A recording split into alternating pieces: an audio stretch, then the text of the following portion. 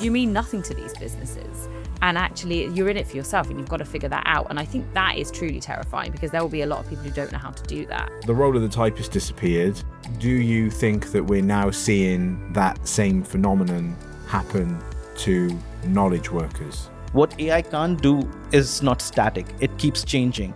It feels more and more that we're getting to a place where businesses are out to make more money. They aren't in it for the people anymore. That would fundamentally change how the economy works. We were just too focused on looking at what it would do to yesterday's jobs. Hello and welcome to episode 115 of Disconnected. I'm your host, Jag Sharma, joined by my co-hosts Jen Campbell in Hong Kong and Jason Kapadia in Dubai. And together we'll be delving into the world of AI, social media and technology and how it's impacting society and culture. But today we're doing something a little different.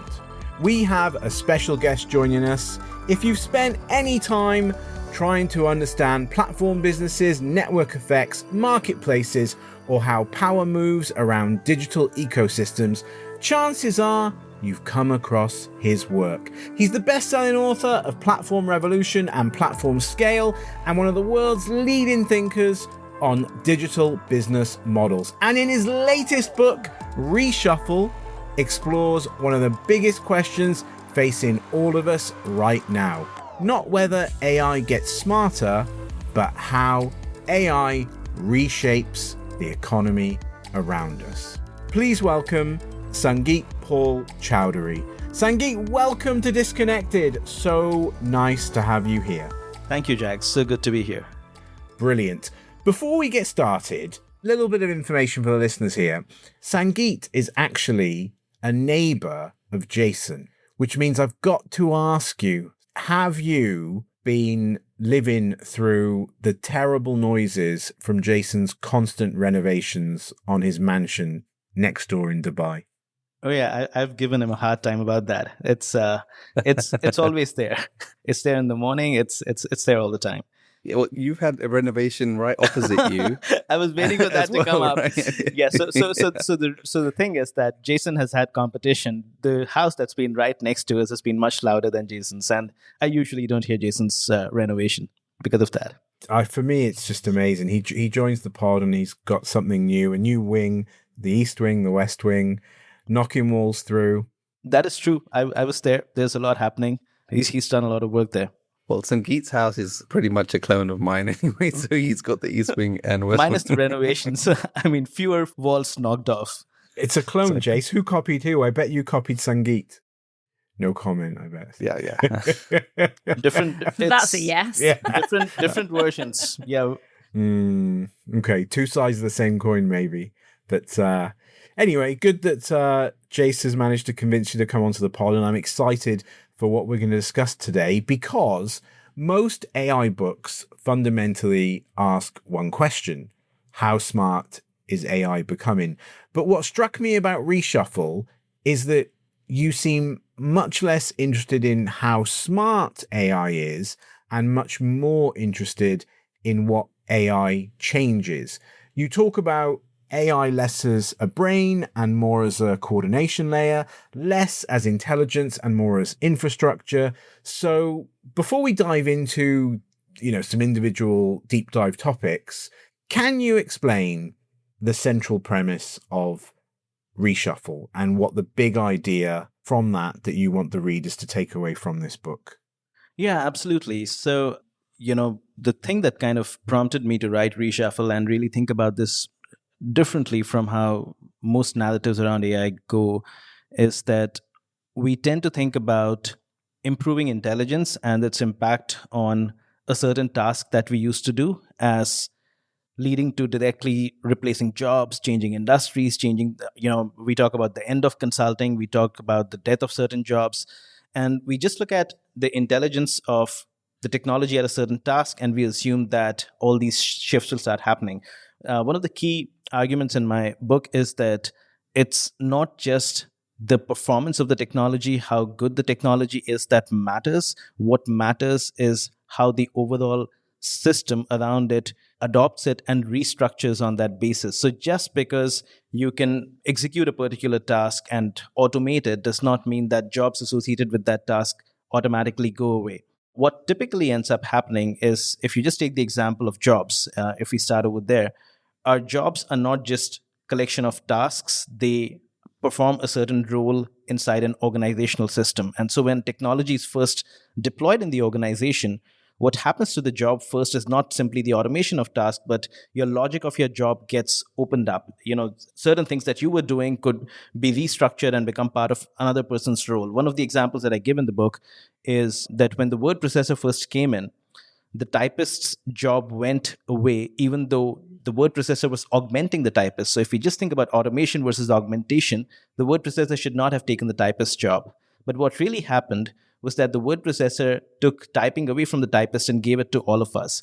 So it's not just automation versus augmentation, it's restructuring of the task, reorganization of the organization around new capabilities that are coming in. And so if we want to think about the impact of AI on our jobs, on our industries, we cannot think of it just at the level of what it does to a task and hence the associated job goes away. We have to think about how it changes the way the organization works. Does the company move to creating fundamentally new products? Does it compete in a fundamentally new way in the industry? All of those things together determine the impact on the job. So that's my key point about not focusing on just the technology, but focusing on how the entire organization coordinates around work. Because what AI changes is the way the work is structured. And it does not simply automate. The automation fallacy comes in because a lot of previous technologies were inserted into explicitly codified work, where you could codify steps and remove humans from steps and put technology instead over there. So factory mechanization, robotic process automation, everything was about explicitly codified work. What AI does is typically it takes non-codified work, it takes tacit work. How do you do market research? How do you do a certain analysis? How do you do design? It takes non-codified work, breaks it apart, and then restructures how the work is done. And that is the piece that's missing in a lot of AI-related discussion, and that's really what prompted me to write Reshuffle. Great summary there, thanks. And I think you've started already, so I think why don't we start with topic one, and why don't we focus on how AI will reshuffle our jobs? Because I think that's where most people begin, as you alluded to. Whenever AI comes up, the immediate question, will AI take my job? But, one of the things that you argue in your book is that, we're asking the wrong question.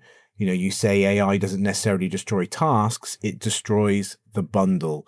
That was one of the lines that really struck me. And the example you gave before about typists, typing didn't disappear, but the typist role disappeared. So yeah, would love for you to talk more on, how AI will reshuffle our jobs. On the kickoff question of this could be, going back to your typist example, the role of the typist disappeared. Do you think that we're now seeing that same phenomenon happen to knowledge workers? I think so, in a variety of different ways. So let me just address a few things or a few frames in how we think about AI very often. One of the ways we think about AI is through this binary of automation versus augmentation, where we feel that if AI takes over a task, it automates the task, it takes that away from the human. If it augments it, it elevates the human. So automation is bad, augmentation is good. And that's the binary that we have. Now, there are a bunch of issues with that binary because it assumes, first of all, that all augmentation is good and that it actually elevates your job. There are many examples that we have seen even pre-AI. Take the example of what happened with GPS-based navigation becoming widely available. GPS-based navigation augmented people with driving skills and navigation skills. And so it increased the base of drivers that were available. And so when Uber and delivery companies organized that market, they were able to compress wages in that market dramatically. So most of the value of augmentation went not to the jobs, but to the companies building the platforms. So if you look at Uber as an example, most of the value of augmentation because of GPS goes not to the driver. The driver gets commoditized. That's what I call below the algorithm work. And the value moves above the algorithm into the company. I'll take another example. It's happening, and I'll come back to AI, but this is distinction of below the algorithm, above the algorithm is an interesting distinction because it's happening in performance marketing. If you were in social media marketing over the past 10 years, in the first 5-7 years or so, a lot of the campaign design, campaign management that you did, that you brought in with your tacit knowledge, has over time been absorbed by Meta's algorithms, by Google's algorithms, and the jobs have been pushed progressively below the algorithm. And so most of the value in performance marketing has moved above the algorithm. So that's just one way in which augmentation actually has a negative effect, which is why thinking about jobs just in terms of if you're getting augmented, it's good for you. If it's automation, it's bad for you, is not a very complete way of thinking about it. Because first, when you get so-called augmented and progressively start getting pushed into smaller and smaller oversight tasks, typically what is called human in the loop, you're essentially training the AI and pushing it further up, improving it even more, and pushing yourself further down. So that's one issue that happens with thinking about jobs in just that, simple binary.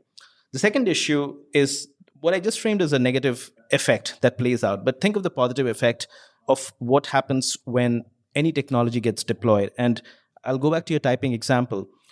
The real impact of typing or of the word processor was not what it did to the job of the typist or not. The real impact of the word processor was that it created today's knowledge economy as we see it. What I mean by that is, before the word processor was created, typing was something that you did at the end of a process. You had to fully think through something and then take it to the typist pool. The moment everybody could type, and the reason you did that was because editing was expensive, because you were using a typewriter, so you could not do multiple versions of a document. Every time you edited, you had to write it again. It was expensive. And that's why skilled typing was highly valued, right? That's why the typist had a job. What the word processor did, the smallest impact was probably on the typist's job. The real impact of the word processor was that when every one of us could type, we started typing documents even when we just had an idea. It was not finalized. And so that allowed us to iterate. That allowed us to share partly formed ideas with other people. That allowed innovation to scale up because people could exchange ideas and document ideas and spread ideas across the organization even better. Once an idea had been codified, it could be used as knowledge that could be used to scale the processes around that idea better. So globalization happened as a result.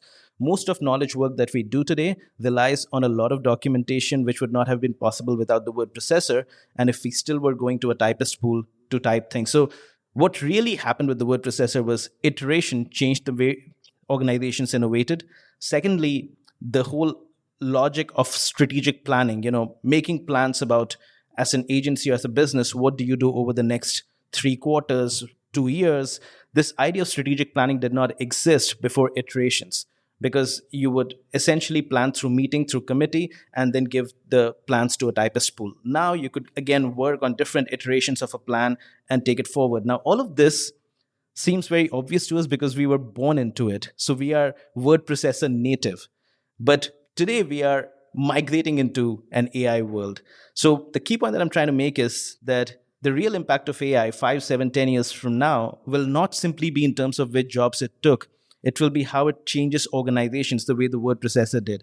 And it will fundamentally change organizations in a much bigger way, because all the word processor did was it democratized typing. AI democratizes access to many forms of knowledge work. In the past, you wanted to do that knowledge work, you had to hire somebody. I'll just give kudos to Jason over here, because the last time I built a website, it took me an agency and $20,000 to create the website. I sat with Jason one morning and he introduced me to Claude Code, and 2 days later I had the website up, and it's actually a much better website. It's much more extendable. And essentially what happened there was that I was able to access knowledge work for $20 a month instead of $20,000 for a website I did not like. And so that's the democratization that's happening today. Fundamentally, new forms of entrepreneurship will come up. Fundamentally, new ways of organizational structures will come up. That's where the new jobs will be. So both augmentation, automation is a very narrow way of looking at it, and some forms of augmentation can be bad. And it's not just the negative side, but on the positive side, fundamentally new jobs will come up, but not because people start using AI. not because of adoption. It'll be because we'll figure out fundamentally new ways to create value, rethink new products, new solutions, because we now have this, relatively unrestricted access to performing many forms of knowledge work. I was in awe of everything you said, but you lost me when you gave kudos to Jason. But I was with you. I was with you for the rest of it. One question, I'm mindful that Jason has a question as well, but just on what you were saying there. Right now, I'm seeing that a lot of people are currently trying to future-proof themselves by learning prompting, learning AI tools, becoming AI experts. But from what you're saying, or perhaps what your argument seems to be, is that that's potentially solving the wrong problem, because AI may commoditize that skill before you've even finished learning it. What I'm trying to say, there are 3 points I'm making over there, right? The first is, go ahead, figure out how to use AI tools, but don't see adoption as the solution. See adoption as only, the entry into the game, not as a way to play the game. It's like learning a new language. Just because you learn a new language, you can't go ahead and figure out how to create something fundamentally new in a new culture. You have to figure out many other things around what you do with that language. So figure out how to use the tools, because that's the only way you know what's possible. But using the tools should not be the goal. It's just a means to an end. And it's like the first step in a much longer journey, right? The second thing that I'm trying to say over there is that the dominant response that people have to AI is reskilling. And I think it's a very lazy response. It's a bit like, I know what to run away from, I don't know what to run towards, which is not really useful when you're dealing with a period of uncertainty. But most people simply just say reskilling, it's a catch-all. Yeah, of course, we got de-skilled, so we should be reskilling, but reskill towards what? And that's the issue, because today people are reskilling towards what they believe AI can't do, which has two issues to it. Because first, what AI can't do is not static. It keeps changing. And that's why you end up with jobs like prompt engineer, which come in, create a lot of hype, and then within a few months, they are irrelevant because AI has moved forward and is able to do it itself. So the moving frontier of AI constantly means that you should not be looking at what AI can't do. That does not really help. What you should instead be looking at is constantly try to think of fundamentally new ways to solve problems with the new capabilities you're getting access to with AI, and try to look at what are advantages that you have, which may not have anything to do with your skill, might have something to do with your ability to serve customers in a way that cannot be taken away from you. It might have something to do with certain certifications you have. Don't entirely rely on that, but leverage, if you're in a highly regulated industry, regulation might protect you to some extent.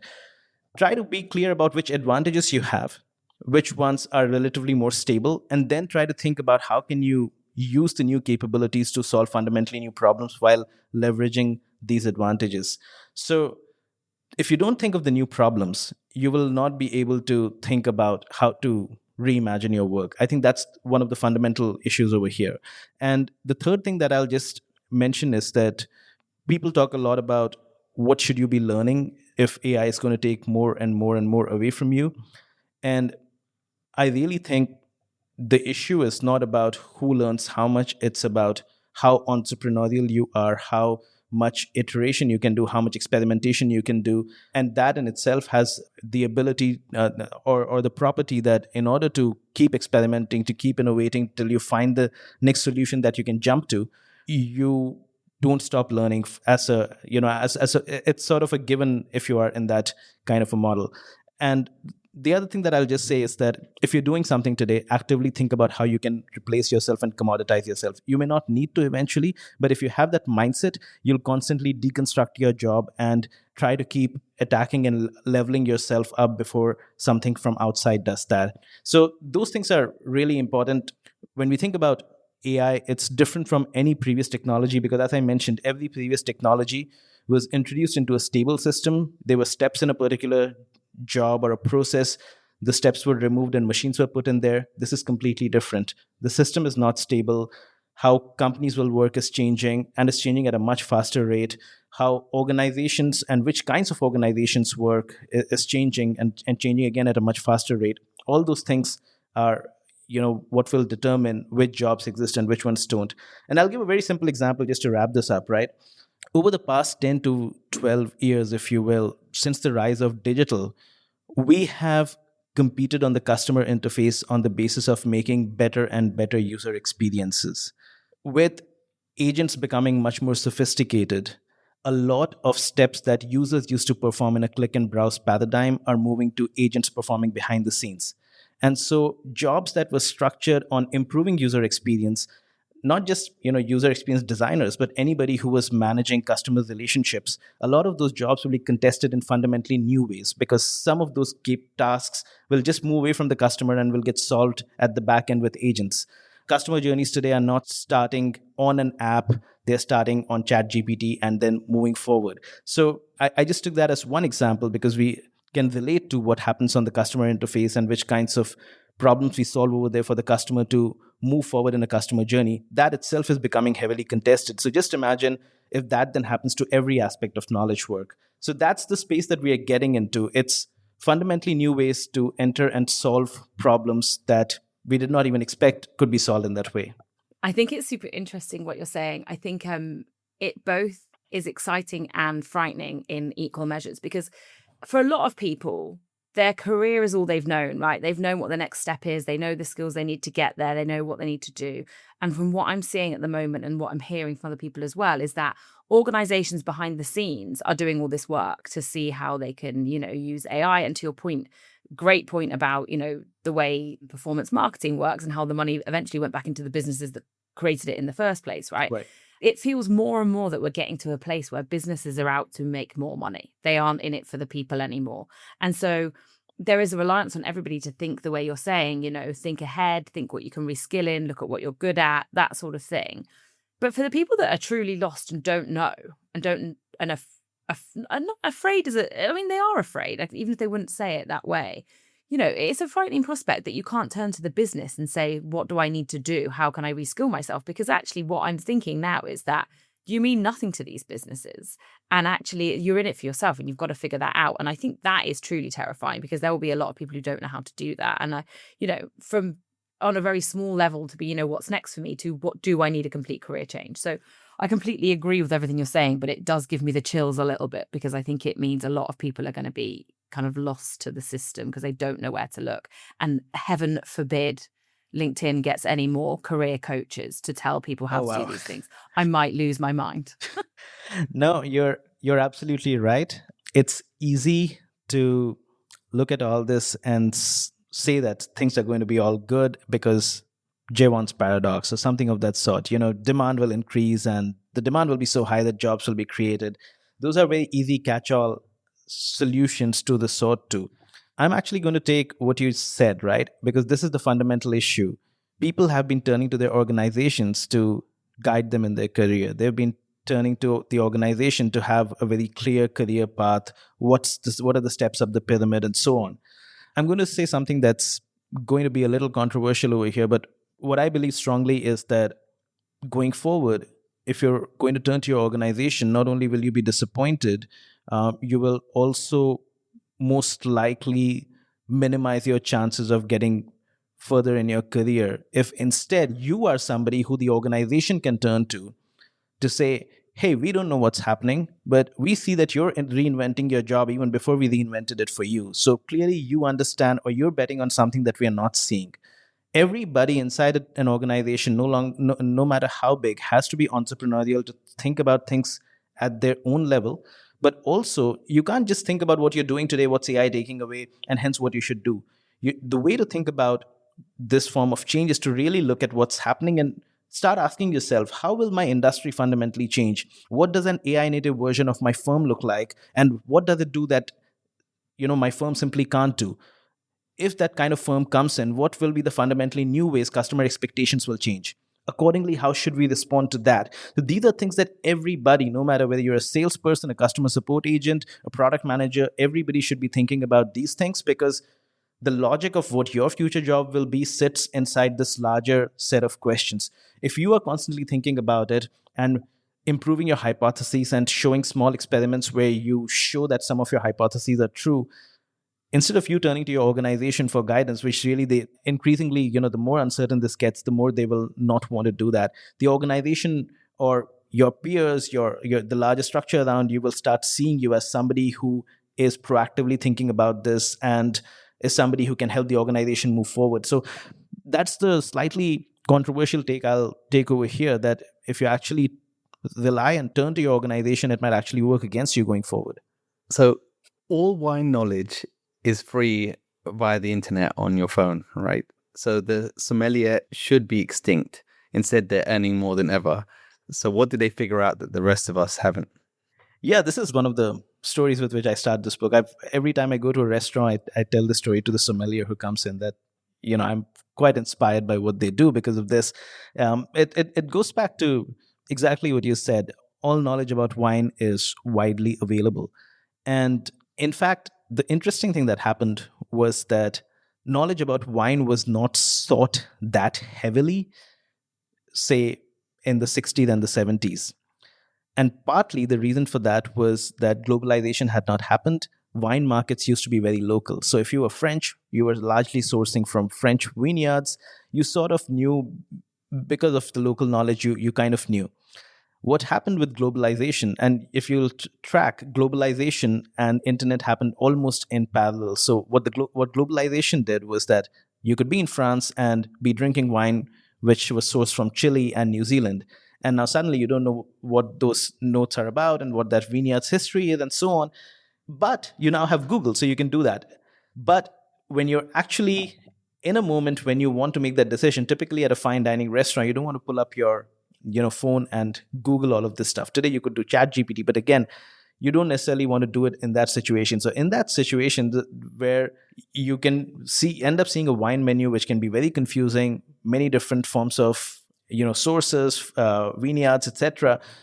In that moment, what the sommelier provides is an experience of confidence in a moment of uncertainty.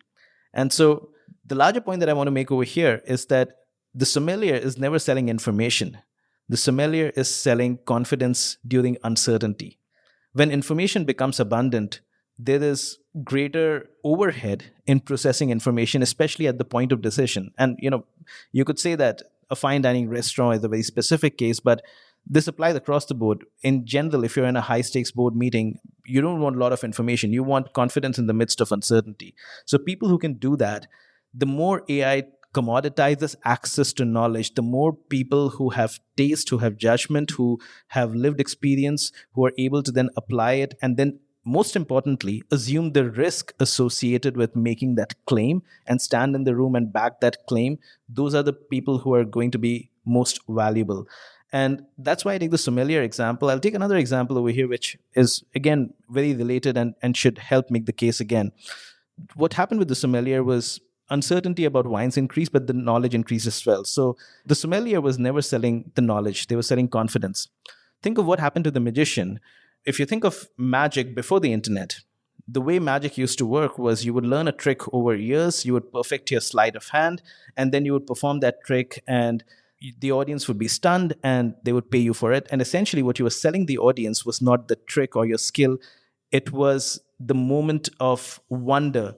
While the moment of wonder lasted, you had the audience. What the internet did was it commoditized that moment of wonder. You could still spend decades perfecting a trick, but the moment you performed it and somebody saw it, they would go on YouTube and deconstruct it. And so all your effort in learning the trick had gone away. And you could think that today with AI, something similar is happening, because you go to university, you come out of it, you go to hundreds of different coaching and training centers, and you keep learning on the side. So you're constantly investing in your learning, and suddenly there's this technology that comes in and commoditizes it overnight. So what did the magicians do? They did not try to run to what was not being deconstructed.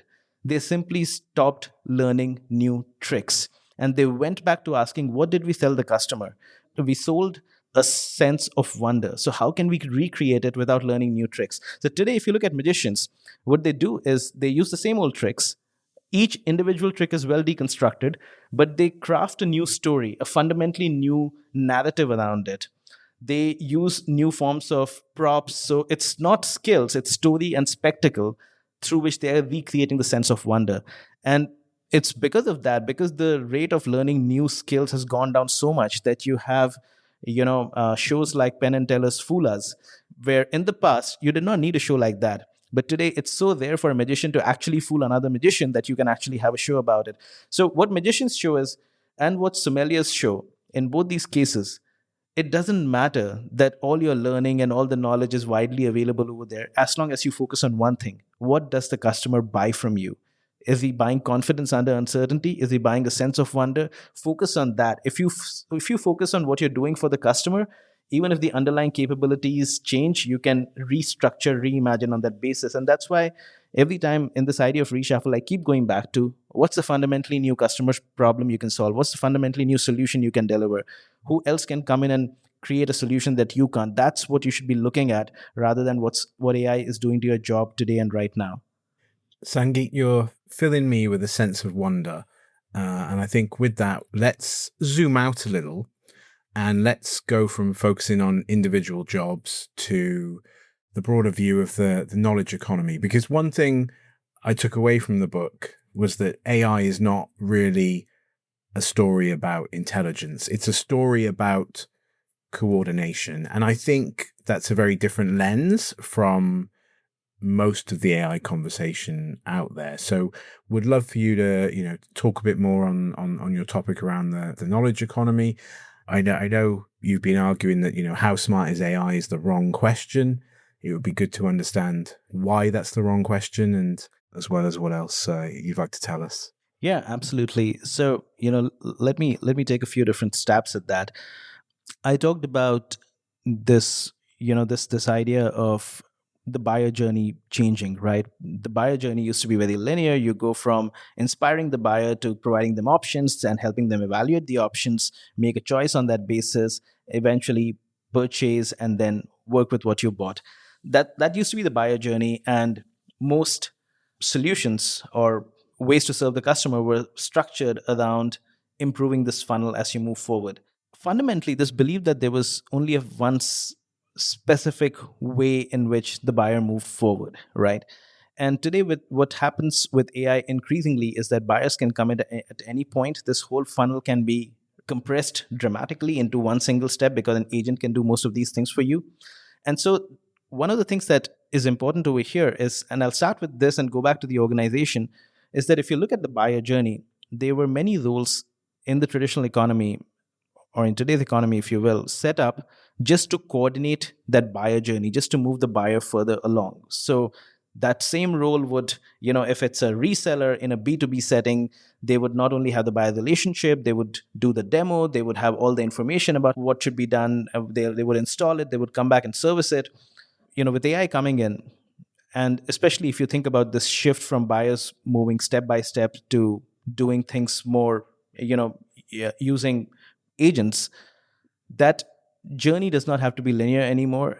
You can enter in that journey at any point in time, and you can restructure that journey in fundamentally new ways. A simple example is, if you think of companies like TripAdvisor that were set up around accumulating, decades of reviews, AI comes in and reverse configures or reverse engineers reviews based on Reddit posts, blogs, etc., and actually creates a much more powerful knowledge graph around that particular hotel than TripAdvisor static reviews ever could.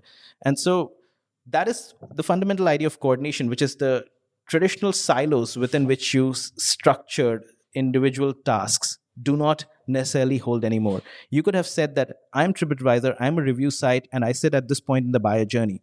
But going forward, that may not matter anymore, because an AI agent or a horizontal AI chat interface would have worked with the buyer, understood their goal, built out their goal over different sessions to understand what kind of holiday they want, what they want to do, and then looked at its own knowledge graph around which hotels best fit this and provided the right recommendations on that basis. So that's one way of thinking about how traditionally coordination used to happen and how it now happens in fundamentally new ways. But take the same logic inside the organization. Inside the organization, again, when you do work, you have different silos. You have sales, you have marketing, you have different silos within the organization. And when you deploy any technology, and even AI, if you deploy point solutions inside silos, the coordination breaks down even further. Today, we have only one technology for coordination. It's called meetings, right? If you want to coordinate between teams, you have to get people into a room. But what we are already seeing, especially in companies like Palantir, Rome, etc., is that once you can take the knowledge of the organization and create a form of organizational brain, create that context based on which the entire knowledge of the organization can be accessed, then you can have humans and agents working off that knowledge and being constantly coordinated with each other. And essentially, if you do that right, you should not have to rely on meetings for everything. You should not have to rely on documentation for everything. If agents are working across you, alongside you, they should be able to extract context right from your work, feed it back to the organizational brain, take back context from the organizational brain and feed it into your workflow. So the nature of coordination fundamentally changes. This has other effects in the sense that we've always had freelancers that are external to the organization, but we've usually given them very structured work. But if you could provide the organizational context in an AI agent to an external freelancer and have them work alongside it, you could get more complex work done outside the organization than you have done in the past. And similarly, if what a specialized freelancer externally was doing, if most of the specialization could be taken over by an agent, the less specialized tasks could come back into the organization. So my point is that when the nature of coordination changes, what the organization does internally versus externally, how it is structured, what each team does, everything fundamentally changes. And we're seeing this happen in a very big way right now, where initially the reaction to a lot of this is just restructure to keep following the work. But in the long term, what we're going to see is fundamentally, and the long term doesn't have to be years, it's a matter of months at the rate at which AI is shifting. Every organization will have pressure to keep on reorganizing to find the optimal new organizational form. Because if you don't do, another 10% organization will come in and do it in a fundamentally different way. So today's organizational structures will fundamentally change. And that's really the idea of coordination. So in the old knowledge economy, expertise was the moat and it was hard to acquire. And the harder to acquire, the more defensible the moat. Mm-hmm. So, and you write that AI severs that link and the new moat is leverage, right? So who's best positioned in that economy? Incumbents, startups, one-person companies?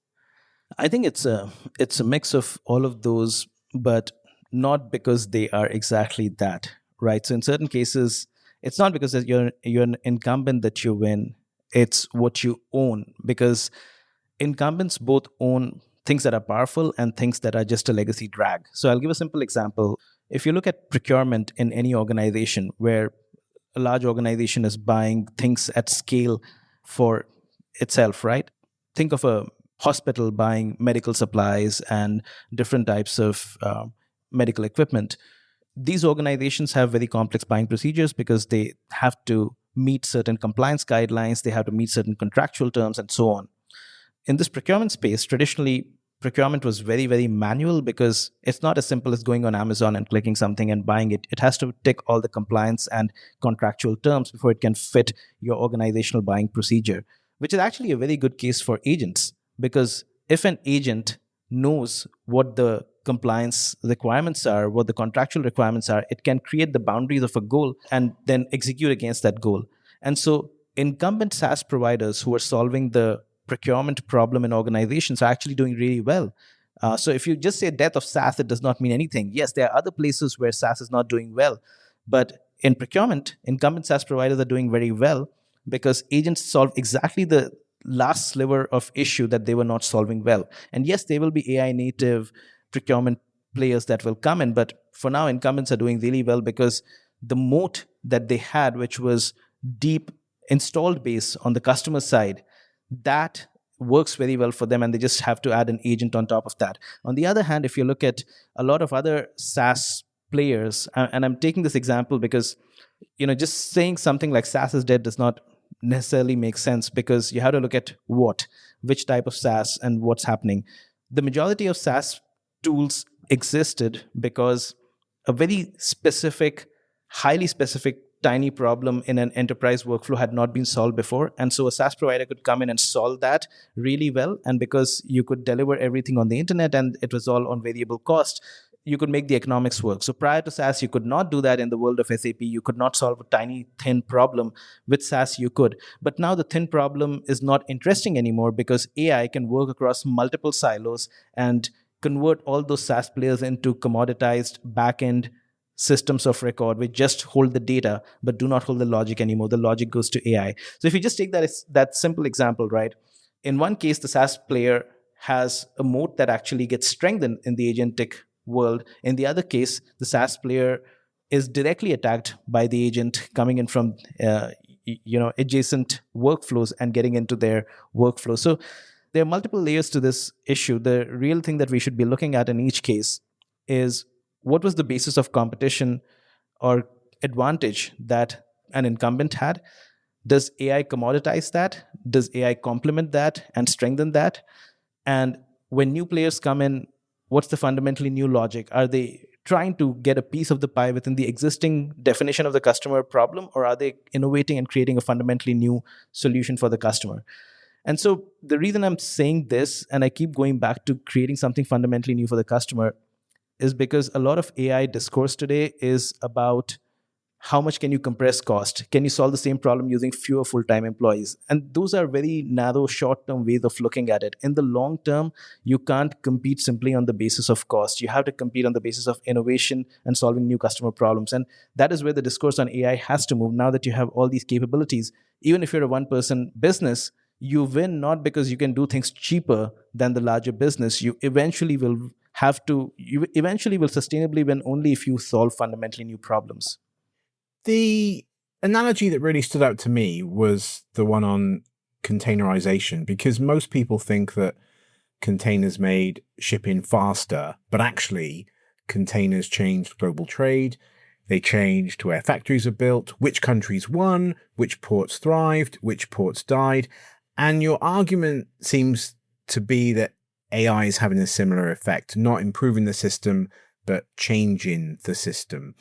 And, you talked about leaders as well and some of their decisions. What are some of the examples today where you think leaders are still focused on the equivalent of faster ships? I think I would say in the majority of situations, leaders are focused on faster ships, not just because, some leaders might be short-sighted and might be looking for quick wins, but also because the AI frontier labs and AI providers have sold the story of faster ships to the world, which is that you can do things faster, better, cheaper. You will see productivity gains. And the market has already, rewarded these companies for this. And they're looking for where these productivity gains show up. And so they're looking at all the companies who are building solutions on top of all of these models. And so the players who are actually building companies and, who are building who are adopting AI have the pressure to actually fit this narrative, if you will. And that is why, it's very easy to show productivity gains in the short term using AI. Even if you don't have productivity gains, you can show layoffs as a proxy for productivity gains. But even otherwise, companies that show productivity gains can show it very effectively in the short term. It's much more difficult to say, we are the law firm and we are going to reimagine the solution that we provide to the customer.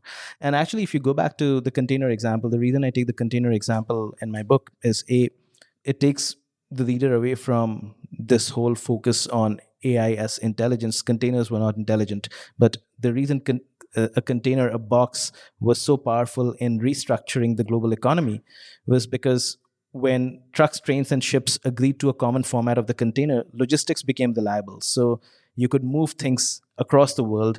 And with that, the logic of manufacturing changed. And this goes back to solving new customer problems, because before the container, a business had to do everything in-house because you could not work with suppliers across the world. Logistics was not reliable. And because you did everything in-house, most of your components were not very good. You could not be really good at doing all the components well. You were just focused on the overall product and delivering the product well. But what happened with the container was that when the logistics became reliable, you could now have components built in China, you could have components and suppliers all around the world. So individual companies started competing on the individual components, because of which the components improved, and hence the products that could be created with the components improved as well.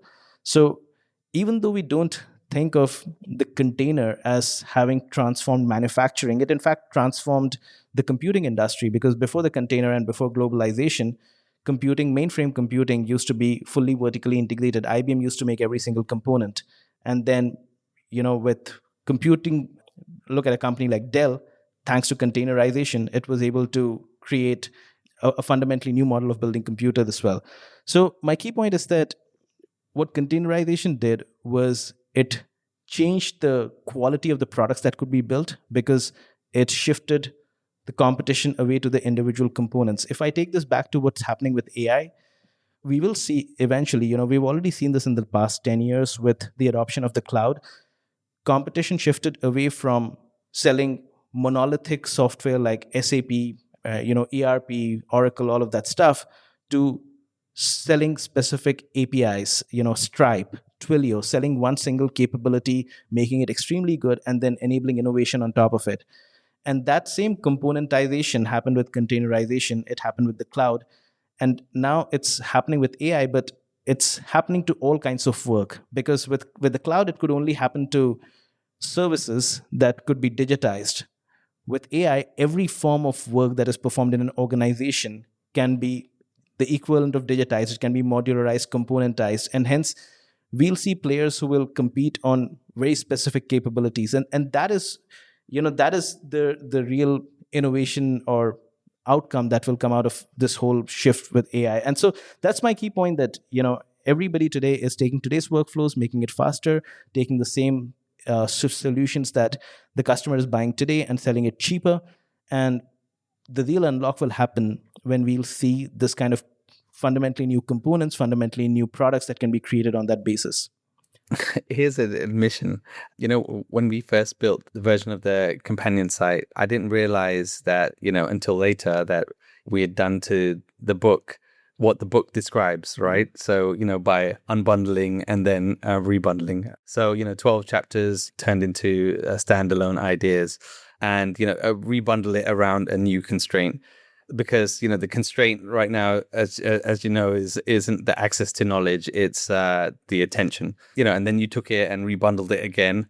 The pathways idea and the idea map, and the site's already been reshuffled twice, right? So, is this a case study? Did the book kind of eat itself? Yeah, I mean, it would not make a lot of sense if I didn't eat my own dog food, right? So I have to apply the logic back to me. So Jack, kudos again to Jason for getting me down this path. So I was looking for a very simple website. Here's what the book is about. Go ahead and do this. And so he did something cool and showed it to me. I felt like, okay, there's so much you can do with Claude Code that was not possible in the past. So I came back after that session with him, and then I started thinking about, well, what we do with the book is essentially we take a lot of ideas and we string a narrative that can convince the reader about a big idea. But that narrative is just one very specific instance of those ideas coming together. There are many other ways in which those ideas can interact, and people can learn new ways of linking those things together. More importantly, in the process of writing a book, you probably work through 1,000 different ideas and only 50 of them get into the book, because you have to string that very specific narrative. So what I've done, after I came back, is first I unbundled the book. I used AI to kind of extract individual ideas from the book and then use it to connect them in terms of which ones connect to which and how should you use them in fundamentally new ways. Then I rebundled it in a different way, these components, saying, if you want to know what happens to jobs, click here. If you want to know what happens to organizations, click here. The book is not written like that. The book is written in a way where you keep going back and forth between jobs, organizations, industries. But now I have these 4 different pathways that have been created. Then I went back and I took all the notes, because, over the last 15 years, everything I've read, everything I've worked on, I've been storing the notes in something called Workflowy. I took all the notes, I fed this back, and I created a much larger network of all the ideas I've worked on, all the back-end work that went into Reshuffle. And so that's now started creating fundamentally new products, which would not make sense to write books on, because writing a book is a lot of effort in producing one single narrative around tons of ideas. But now with AI, you can bring these ideas together in fundamentally new ways. So that is how I'm at least thinking about reimagining my work, because if what I, sort of quote unquote sell, or the value that I create is not a book, it's about these are the ideas that matter. This is how you were thinking about it. This is a different way to think about it. This is how these ideas connect to each other. And this is how you then solve a problem.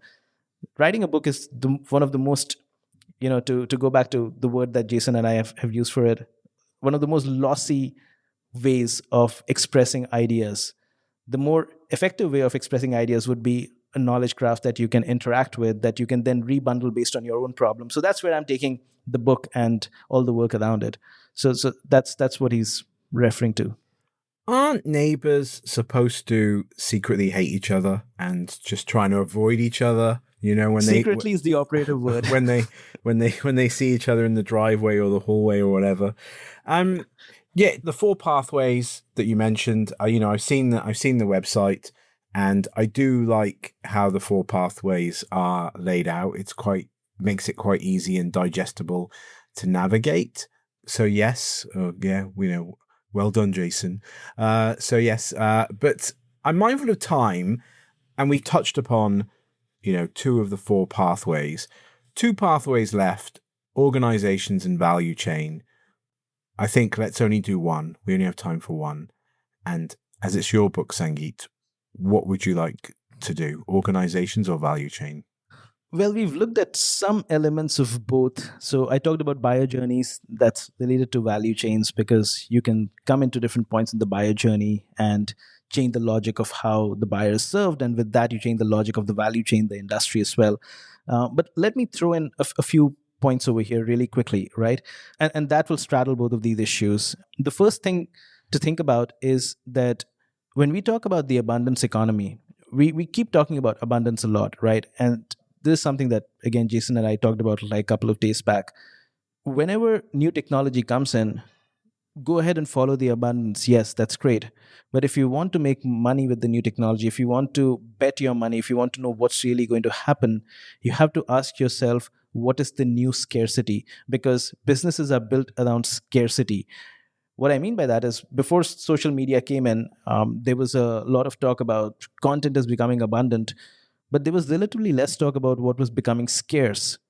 And 10 years later, everybody realized that the money wasn't scarcity. What was becoming scarce was attention. And so if you figured out ways to harness that attention, either as an ad engine or as somebody who just spreads misinformation and manipulates the narrative, those are the only 2 ways in which you can make money in the attention economy. It's not abundance. It's not more content equals more impact. It's where's the new scarcity. So apply the same thing to AI today.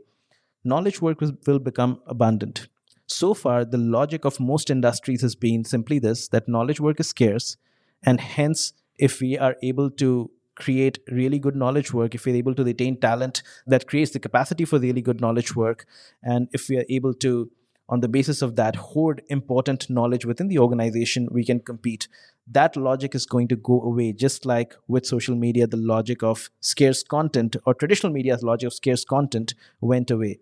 So looking for ways to do more knowledge work faster is a bit like being on the Instagram treadmill with 0 followers and putting new content every day. It's not going to help. What matters is what is going to be the new scarcity. So every industry is going to be confronted with this.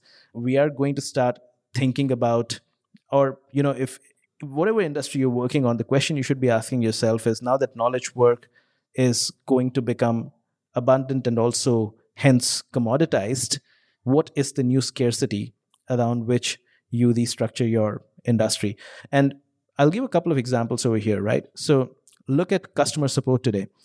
A few years back, customer support involved scarcity in the sense that you needed a customer support agent to sit inside a call center. Somebody had to call them, and the cost of support was high. Today, the cost of support has gone down because AI agents can handle 70% of those queries, not 100%, 70%. And increasingly, the 70 will become 80, 90, and so on. And what people often think then is that the opportunity here is to not just speed up the call center, but dramatically expand the capacity of the call center, because you're no longer constrained.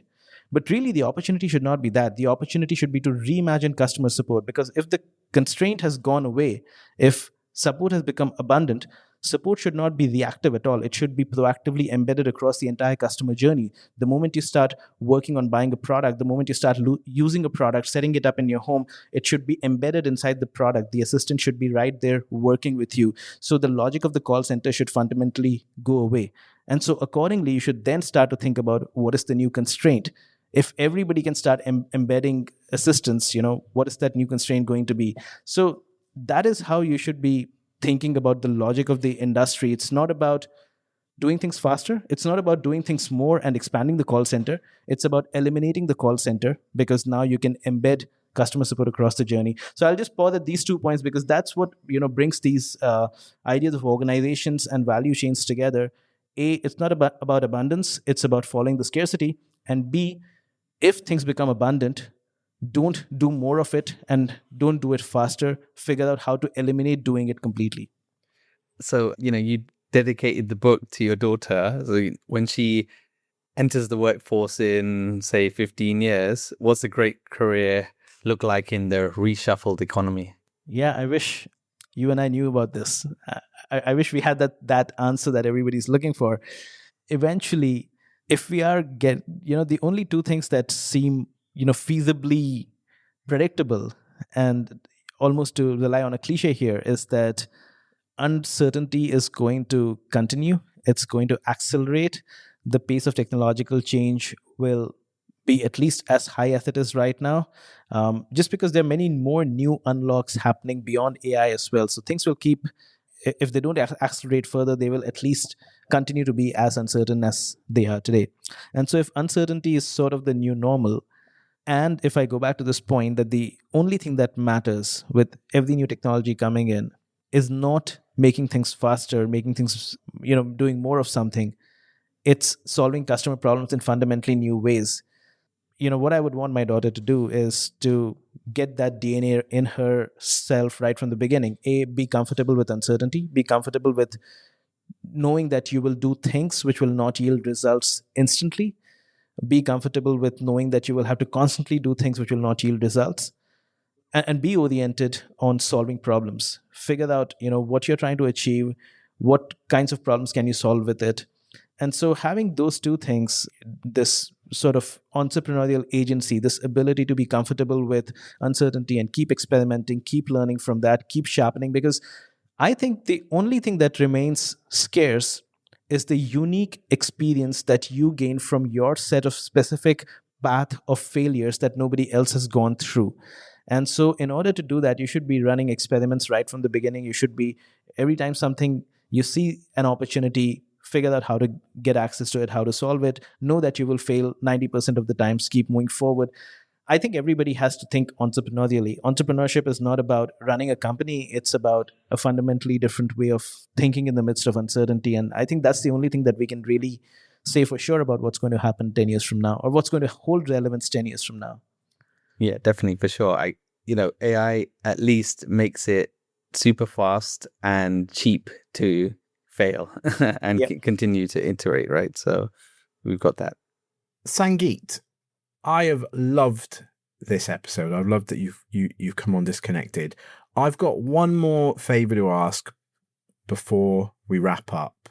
What I would like to do, I would like to fire off some rapid fire quick questions to you. You reckon you can do that? Let's do that. All right, let's go for it. What profession do you think is most misunderstood in the AI debate? Translators, because people just assume that AI can translate. Okay, good. What industry is most vulnerable to reshuffling? Anybody who's selling hours and work. Anybody who's selling work and not using work to create some end solution. Okay. Professional services. Okay, professional services. Okay. What industry is most likely to surprise us? Traditional resource-intensive industries like mining, oil and drilling, those will be the last to get reshuffled, but they are the least evident, and there's a lot of value over there to be reshuffled. Okay. And maybe that means the coal mines in Wales will reopen. Okay, 3 more to go. What's one thing people are worrying about too much when it comes to AI? Automation. and how should I escape it? It's the wrong question. Okay. What's the one thing people are not worrying enough about? Losing their salary while still being on a job. The possibility of earning 1/10 of what they earn today while still having a job. Are you saying that people should lean into that, or that's the big worry that their wallet is about to get smaller? They're not thinking about it enough. What happened to driving because of GPS-based navigation, and how what the driver eventually makes, how that compressed over time will happen to all of knowledge work, not just because AI will augment people, but because organizations will figure out fundamentally new ways to make people work for AI, because it's much more effective to coordinate the organization with AI as the coordination layer. Okay, brilliant. Thank you. And the last question, it's a tough one. In 10 years' time, what will people say we completely misunderstood about AI in 2026? We completely underestimated how big the change was going to be. And we completely misunderstood that it would fundamentally change how the economy works. We were just too focused on looking at what it would do to yesterday's jobs. I don't think we can top that. So, Sangeet, thank you so much for your time. Your book, Reshuffle, it's out now. I encourage all the listeners out there to get a copy. Is it an audiobook as well, Sangeet? Only in the US, unfortunately. I'm going to get it outside the US as well, but in the US, it is an audiobook. I'm sure maybe Jason can help me with that, and then you can give a third round of kudos to Jason. But thank you for your time, Sangeet. Thank you so much. Thank you for coming on the pod. Also, check out reshufflebook.com. Yes, reshufflebook.com. It's a great companion to the book. The four pathways are there. Thank you for giving us your time today, Sangeet. I really appreciated it. This has been, super enlightening and frightening conversation. So thank you. Thank you, Sangeet. Thank you for your time. Thank you, Jen. Thank you, Jason. Thank you, listeners. This has been episode 115 of Disconnected, and we'll see you on the next one.